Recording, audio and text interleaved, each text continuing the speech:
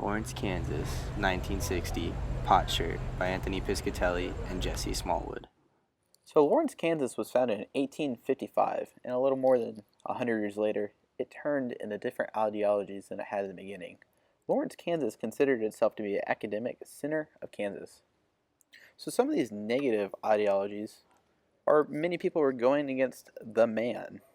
This caused riots. There was also a lot of hippies that were invading Lawrence. And yes, ladies and gentlemen, you have guessed it. One of the main things in Lawrence were tons of drugs. We had marijuana, as Super Troopers referred to it as the reefer, right, meow.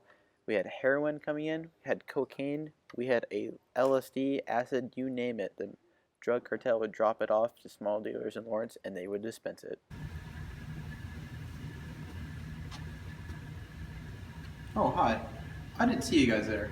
Now, I know it's a breaking news story, but let's talk about hippies. I think this is the book.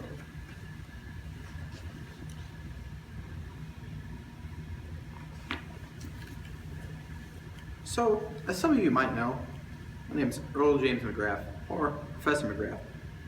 So, hippies was a term, or hippie, was in the 1960s. So, the hippie definition is a person of unconventional appearance, typically having long hair, sometimes with beads, associated with a subculture involving a rejection of values, and usually the taking of hallucinogenic drugs. So, that's the term of hippies. Now, if you read the book, American Hippies, so one of the quotes that stood out to me was, "You're still the children of the ruling class, no matter what you do in life or not." So as we talked about the hippies and you heard in the beginning, they're against the man. Well, as the quote just stated, the man is your parents, and no matter what they do, how much drugs they take, and how many rights they have, they're still the children. So they're trying to revolt against it, but they're not going anywhere because they're still against the parents, if that makes sense. So our story begins at 148 West North Park Street in the alleyway on a beautiful Saturday.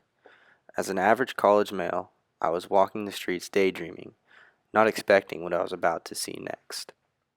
You never know what people are into these days. I mean, I'm into selling and manufacturing marijuana. They usually didn't say stuff like that, and I usually never asked. This is my story. One nice, sunny Saturday afternoon in downtown Lawrence, I noticed this guy walks down the street looking happy with a nice blue jean jacket on. In this scene, we see our two characters, Tony and Jeff, in a classic exchange of marijuana. When Jeff offers the marijuana, Tony then turns it back.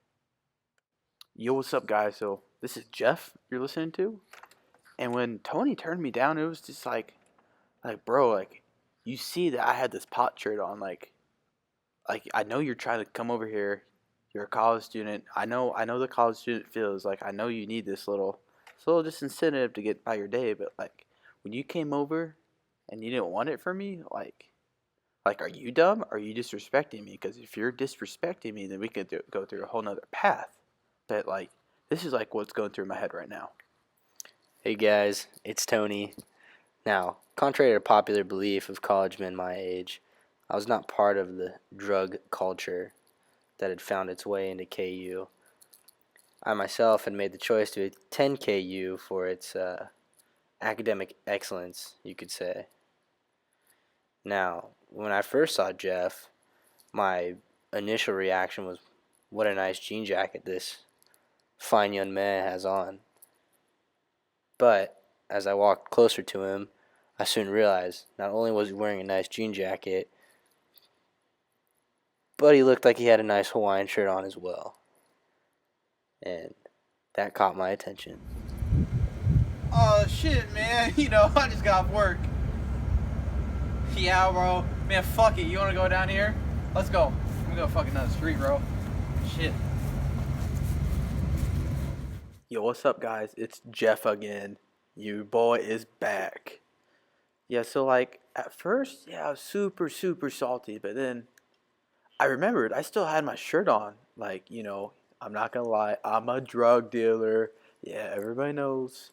But like, I forgot I was wearing my shirt, so I just thought maybe like he was just a kid I knew and sold to already. But I kind of feel bad for him, so I just said, "Yeah, man, we'll just forget it. And we'll go both our way, you know." And Tony's not a bad guy, to be honest. He's pretty cool. So at least it went down pretty good. Hi, and welcome back.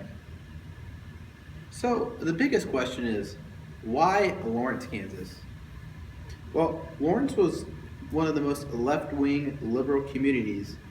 So, that's a community that supports like hippies and like rebellions and stuff like that. Lawrence is also home to one of the great basketball teams across the nation, KU Basketball of Rock Chalk. And Lawrence was very publicized in the media. So sometimes the hippies try to like send a message and make sure they're in all the newspapers when they're revolting or trying to make a statement. But overall, next time you go to Lawrence and you see someone wearing a pot shirt or a Hawaiian shirt, just go on down to Fuzzy Tacos and get you a taco and mind your own business. Until next time, we outie.